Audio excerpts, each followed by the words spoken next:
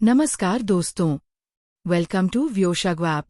आज के इस वीडियो में हम बात करेंगे नेशनल पेंशन सिस्टम यानी एनपीएस के अंतर्गत गवर्नमेंट एम्प्लॉयज के एग्जिट और विड्रॉल रूल्स की। यह नियम सेंट्रल गवर्नमेंट और स्टेट गवर्नमेंट के एनपीएस सब्सक्राइबर्स पर लागू होते हैं। यह नियम सेंट्रल ऑटोनॉमस बॉडी और स्टेट ऑटोनॉमस बॉडी के एनपीएस सब्सक्राइबर्स पर भी लागू होते हैं। जब कोई सब्सक्राइबर अपने एनपीएस अकाउंट को बंद करता है या एनपीएस से बाहर निकलने का ऑप्शन एक्सरसाइज करता है, उसे एग्जिट कहते हैं। जैसे कि रिटायरमेंट पर, सुपरएन्युएशन पर, प्रीमैच्योर एग्जिट की स्थिति में या सब्सक्राइबर की डेथ होने पर। आइए इन्हें एक एक करके समझते हैं। पहला, जब कोई गवर्नमेंट एम्प्लॉय सर्विस रूल्स के अनुसार प्रिस्क्राइब्ड एज ऑफ सुपरएन्युएशन या रिटायरमेंट प्राप्त कर लेता है, तो ऐसा 85 साल की आयु तक एनपीएस में कंटिन्यू कर सकता है, जब तक वह एग्जिट की ऑप्शन एक्सरसाइज नहीं करता। दूसरा, यदि किसी सब्सक्राइबर को रिजाइन फ्रॉम सर्विस करने की परमिशन दे दी जाती है या उसके विरुद्ध डिसमिसल या रिमूवल फ्रॉम सर्विस के ऑर्डर्स इशू कर दिए जाते हैं, तो ऐसे मामलों में वह सब्सक्राइबर वॉलंटरीली अपना इंडिविजुअल पेंशन अकाउंट क्लोज कर सकता है। यदि subscriber age of superannuation attain करने से पहले गुजर जाता है, तो उस स्थिति में भी एनपीएस के एग्जिट रूल्स एप्लीकेबल होते हैं और संबंधित बेनिफिट्स नॉमिनी या लीगल एयर्स को दिए जाते हैं।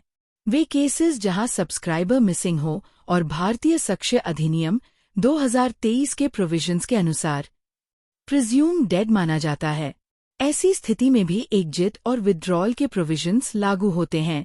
जब एम्प्लॉयर यह सर्टिफाई करता है कि सब्सक्राइबर को कंसर्न्ड ऑफिस की सर्विसेज से डिस्चार्ज किया गया है और डिस्चार्ज के ग्राउंड्स हैं 20 साल की regular service, E special VRS, A retirement on invalidation, वो विकलांगता के कारण, अथवा अब्जॉर्प्शन इन सेंट्रल गवर्नमेंट या स्टेट गवर्नमेंट ओन्ड या कंट्रोल्ड ऑर्गेनाइजेशन जहां एनपीएस एग्जिस्ट नहीं करता, तो इन सभी परिस्थितियों में सब्सक्राइबर का एग्जिट एनपीएस रेगुलेशंस के अनुसार ही डिटरमाइन किया जाएगा। अब बात करते हैं एग्जिट सिनारियोज की।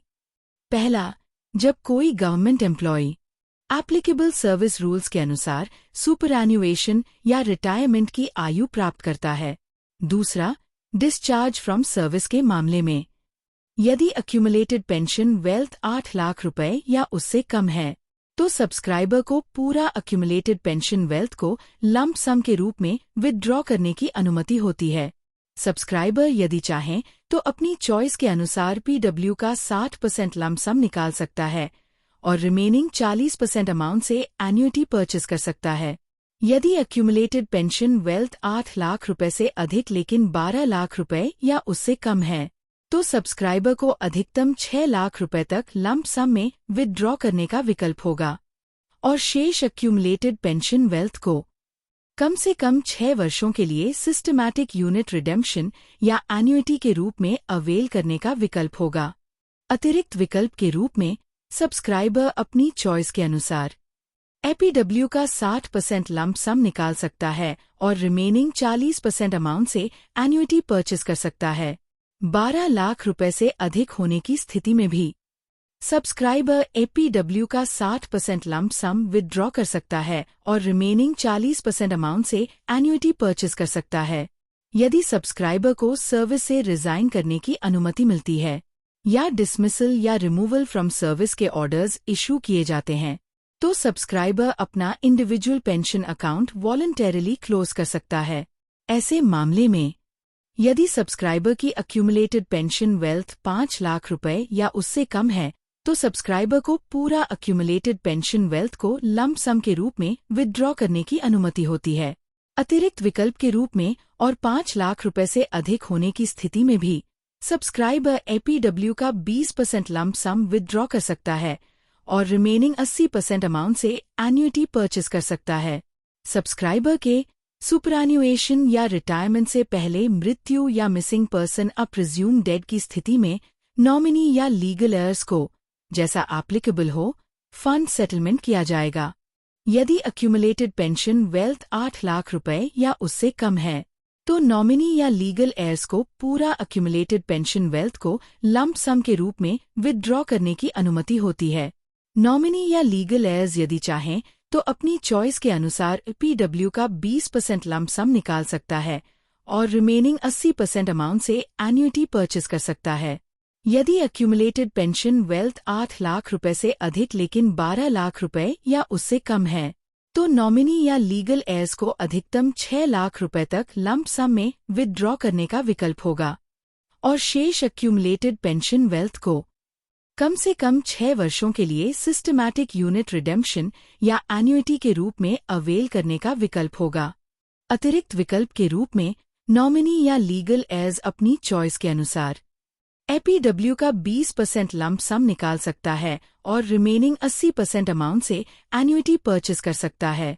12 लाख रुपए से अधिक होने की स्थिति में भी नॉमिनी या लीगल एयर्स एपीडब्ल्यू का 20% लंप सम विथड्रॉ कर सकता है और रिमेनिंग 80% अमाउंट से एन्युटी परचेस कर सकता है। हमने आज कुछ वर्ड्स जैसे एपीडब्ल्यू, लंप सम, सिस्टमैटिक यूनिट रिडेम्पशन और एन्युटी जैसे वर्ड्स यूज किए हैं।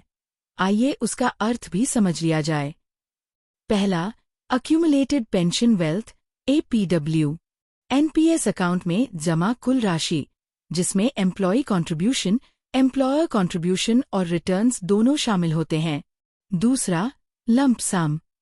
लंप सम वह राशि है जो सब्सक्राइबर अपनी अक्यूमुलेटेड पेंशन वेल्थ में से एक बार में या सिस्टमैटिक तरीके से विथड्रॉ कर सकता है। तीसरा, systematic unit redemption. Systematic unit redemption में सब्सक्राइबर अपनी पेंशन वेल्थ को यूनिट्स के रूप में कम से कम 6 साल तक धीरे धीरे विथड्रॉ करता है। एन्युटी। एन्युटी का मतलब है अक्यूमुलेटेड पेंशन वेल्थ के एक हिस्से से रेगुलर पेंशन खरीदना, जिससे रिटायरमेंट के बाद स्टेडी इनकम मिलती है। एन्युटी के ऊपर हम जल्द ही एक वीडियो लेकर आएंगे।